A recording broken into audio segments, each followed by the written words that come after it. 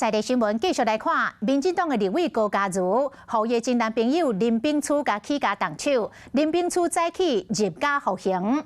根据了解，除了要关17天之外，另外的2年2个月，本地想要换罚金，嘛互检察官来撤销，恐惊还阁继续关2年2个月，阁17天。来听高嘉瑜详细的访问。只有我一个人站出来提告。 那我必须要代表这些受害者一起来替他们伸张他们的权益，而且这过程之中也有很多的受害者，其实透过各种方式跟我联络，甚至这位单亲的妈妈、单亲的女老师，其实在过程中她虽然和解了，但是她还是被迫和解，她的和解金最后还被林先生拿回去。 所以后来法官、检察官也认为说，他真的是恶行重大哦，假装的和解，但实际上却是私下又再把钱要回去。